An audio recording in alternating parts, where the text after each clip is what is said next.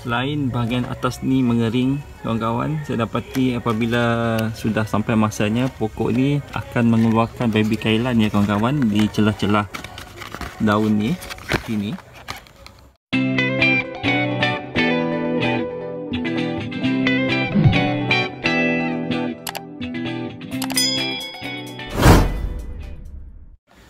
Hai, Assalamualaikum dan selamat pagi kawan-kawan.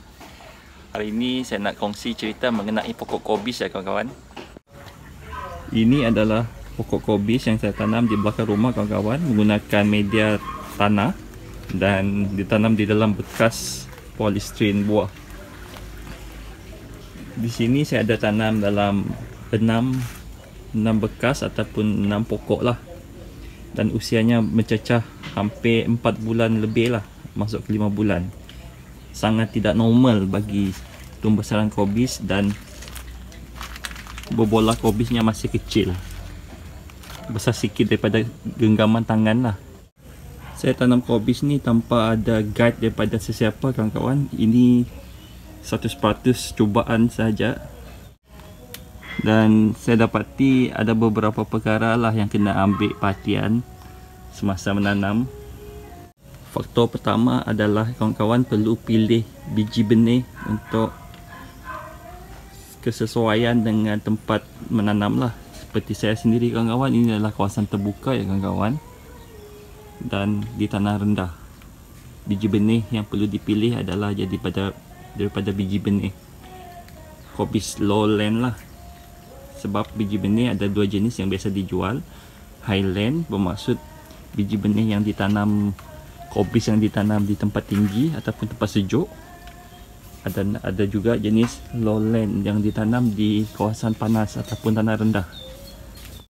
Faktor kedua adalah pemilihan bekas tanam ya kawan-kawan. Pemilihan bekas tanam sebaiknya pilih yang lagi dalam. Contoh ini sebaiknya tinggi lagi lah begini. Dan tanahnya lebih banyak lah berbanding kalau guna bekas begini dalam ketinggian lebih kurang 6 inci ni. Dan kesilapan saya, tanahnya pun saya tak isi penuh. Jadi akar-akar ni kawan-kawan, nampak tak akar-akar ni? Akar-akarnya akan nampak dan memenuhi bekas. Sekiranya kita guna bekas yang lagi tinggi, bermaksud akar-akarnya lebih selesa untuk bergerak di sekeliling pokok ni lah. Perkara ketiga yang perlu kita kena ambil tahu menanam kobis ni adalah apakah jenis penyakit yang biasa menyerang pokok kobis. Dan saya dapati serangan pada pokok kobis yang saya tanam adalah serangan ulat ya kawan-kawan. Tidak semua pokok kobis yang diserang ulat. Dan jenis rawatan yang saya gunakan cuma gunakan minyak neem saja kawan-kawan. Itu pun bila sudah kena serang. Sepatutnya saya buat rawatan ataupun pencegahan sebelum lagi kena serangan. Tapi ini saya boleh katakan sebagai percubaan menanam, dan saya dapati dengan penjagaan yang minima kobis ni boleh hidup jugalah, tapi hasilnya tak optimum. Faktor keempat adalah pemberian nutrisi pada pokok.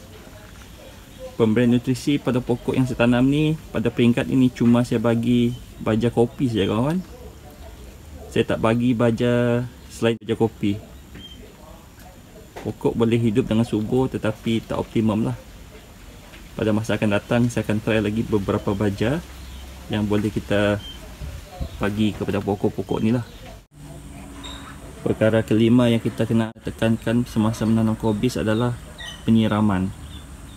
Penyiraman yang saya lakukan pada pokok kobis ni adalah 2 kali sehari kawan-kawan, pagi dan petang.